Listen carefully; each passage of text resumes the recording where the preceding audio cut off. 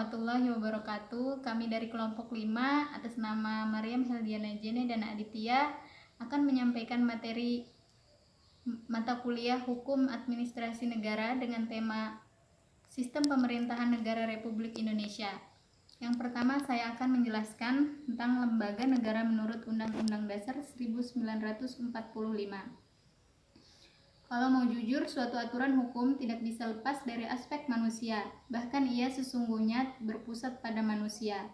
Ya, oleh karena itu esensi dan eksistensinya berpusat pada manusia atau antroposentris. Undang-Undang 1945 adalah produk dari manusia, yaitu masyarakat Indonesia yang dijadikan oleh negara Indonesia sebagai dasar negara.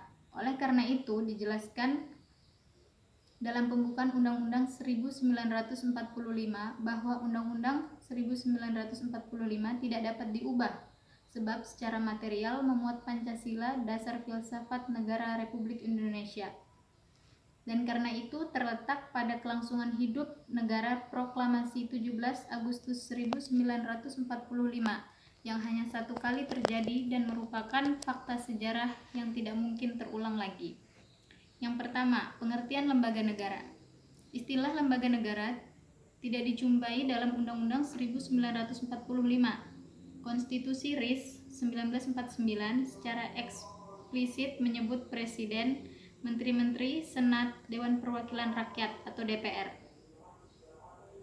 Undang-Undang 1950 juga menegaskan bahwa alat-alat perlengkapan negara mencakup Presiden, Wakil Presiden atau Wapres, Menteri, DPR, MA, dan Dewan Pengawas Keuangan.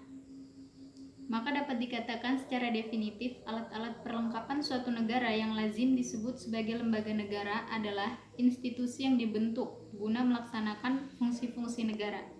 2. Tujuan dibentuknya lembaga negara. Selain untuk menjalankan fungsi negara, juga menjalankan fungsi pemerintahan secara aktual. Lembaga negara juga harus membentuk suatu kesatuan proses yang satu sama yang lain saling berhubungan dalam rangka penyelenggaraan fungsi negara.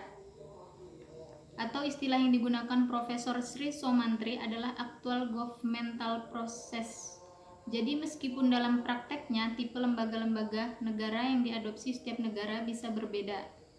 2. Lembaga negara. Profesor Sri Somantri menafsirkan lembaga negara berdasarkan hasil amandemen adalah BPK, DPR, DPD, dan MPR. Pendapat ini didasarkan pemikiran sistem kelembagaan negara berdasarkan hasil amandemen Undang-Undang 1945. Kelembagaan dibagi menjadi 3 bidang atau fungsi. Pertama, dalam bidang perundang-undangan. Kedua, berkaitan dengan pengawasan. Ketiga, berkaitan dengan pengangkatan hakim agung. Yang kedua, lembaga-lembaga negara berdasarkan pembagiannya. Yang pertama, Majelis Permusyawaratan Rakyat atau MPR. Terdapat 2 perubahan mendasar pada MPR setelah perubahan undang-undang, yaitu perubahan keanggotaan serta perubahan kewenangan MPR yang berimplikasi pada perubahan dalam tata hubungannya dengan lembaga-lembaga negara yang lainnya. 2. Dewan Perwakilan Rakyat atau DPR. Perubahan ketiga Undang-Undang 1945 telah menetapkan DPR dalam posisi sebagai lembaga negara. Lebih spesifik, selain juga memiliki beberapa kewenangan. Yang ketiga, Dewan Perwakilan Daerah atau DPD. DPD memiliki kedudukan yang sama dengan DPR sebagai lembaga perwakilan rakyat. Perbedaannya pada penekanan posisi anggota DPD sebagai wakil dan representatif presiden. Perubahan Undang-Undang 1945 yang cukup signifikan dan mendasar bagi penyelenggaraan demokrasi, yaitu pemilihan presiden dan wakil presiden secara langsung. Presiden dan wakil presiden dipilih secara langsung oleh rakyat melalui mekanisme pemilu. Yang terakhir yaitu 5 Kementerian Negara. Kementerian Negara diatur dalam pasal 17 Undang-Undang 1945. Adapun tugas dari Kementerian Negara adalah membantu Presiden. Setiap menteri membidangi urusan tertentu dalam pemerintah dan menteri-menteri diangkat dan diberhentikan oleh Presiden. Ya, mungkin itu saja materi yang saya presentasikan selanjutnya akan dilanjutkan oleh rekan saya yaitu Aditya. Kurang dan lebihnya mohon maaf. Sekian dan terima kasih. Wassalamualaikum warahmatullahi wabarakatuh. Assalamualaikum warahmatullahi wabarakatuh. Di sini saya akan melanjutkan materi yang sudah dijelaskan oleh saudari Maryam. Di sini saya akan membahas tentang lembaga-lembaga independen. Lembaga-lembaga independen diidealkan bersifat independen berbagai fungsi semi legislatif, regulatif, semi administratif, dan semi yudikatif.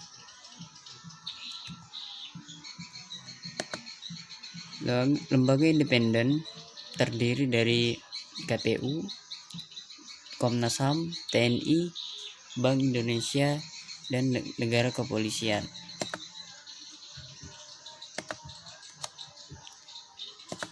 Yang pertama yaitu lembaga independen KPU.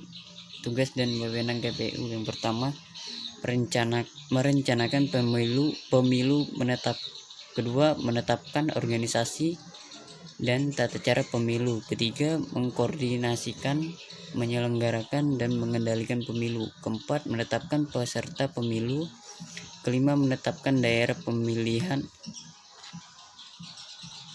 dan jumlah kursi, keenam menetapkan waktu, tanggal dan tata cara pelaksanaan kampanye dan pemungutan suara, ketujuh menetapkan hasil dan mengumumkan calon terpilih, kedelapan melakukan evaluasi dan pelaporan dan kesembilan melaksanakan tugas dan kewenangan diatur undang-undang.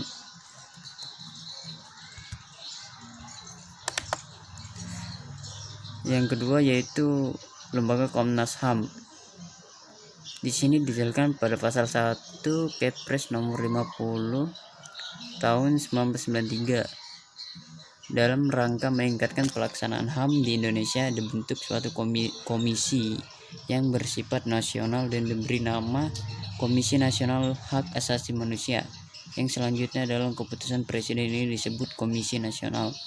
Dan pada pasal 97 Undang-Undang nomor 39 tahun 1999, Komnas HAM wajib menyampaikan laporan tahunan pelaksanaan fungsi, tugas dan wewenang serta kondisi HAM, perkara-perkara yang ditangani KPD, DPR RI dan Presiden dengan tembusan KPD MA. Selanjutnya itu masih dalam Komnas HAM, TAP MPR nomor 17 MPR tahun 1998 mengatur tentang HAM. Lembaga-lembaga tinggi negara dan seluruh aparatur pemerintah harus menghormati, menegakkan, dan menyebarluaskan pemahaman HAM kepada seluruh masyarakat, serta negara meratifikasi berbagai instrumen PBB tentang HAM sepanjang tidak bertentangan dengan Pancasila dan Undang-Undang 1945. Dalam Undang-Undang 39 tahun 1999 membuka akses kepada masyarakat yang memiliki alasan kuat bahwa hak asasinya telah dilanggar untuk mengajukan laporan dan pengaduan lisan atau tertulis kepada Komnas HAM. Selanjutnya itu lembaga TNI dan kepolisian. Undang-Undang 1945 dalam pasal 30 ayat 3 dan 4. Yang pertama TNI, Angkatan Darat, Angkatan Laut, dan Angkatan Udara. Alat negara mempertahankan, melindungi, memelihara keutuhan dan kedaulatan negara. Bidang pertahanan. Sedangkan kepolisian negara, alat negara yang menjaga keamanan dan ketertiban masyarakat, bertugas melindungi, mengayomi, melayani masyarakat serta menegakkan hukum. Dan bidang keamanan dan ketertiban masyarakat. Yang terakhir yaitu Lembaga Bank Indonesia. Pasal 23D Undang-Undang 1945 mengenai bank sentral yang berbunyi, negara memiliki suatu bank sentral yang susunan, kedudukan, kewenangan, tanggung jawab, dan independensinya diatur undang-undang. Undang-Undang nomor 3 tahun 2004 tentang Bank Indonesia. Yang pertama, Bank Indonesia adalah Bank Sentral Republik Indonesia. Kedua, lembaga negara independen dalam melaksanakan tugas, wewenang, bebas campur tangan pemerintah atau pihak lain kecuali untuk hal-hal dalam undang-undang. Yang ketiga, BI adalah badan hukum berdasarkan undang-undang. Bank Indonesia, Undang-Undang Nomor 3 Tahun 2004 Pasal 47, larangan anggota atau Dewan Gubernur. Yang pertama, mempunyai kepentingan kepada perusahaan manapun. Yang kedua, merangkap jabatan pada lembaga lain, kecuali karena kedudukannya wajib memangku jabatan tersebut. Apabila anggota Dewan Gubernur melakukan salah satu atau lebih larangan tersebut, maka wajib mengundurkan diri. Sekian dari makalah yang kami presentasikan. Assalamualaikum warahmatullahi wabarakatuh.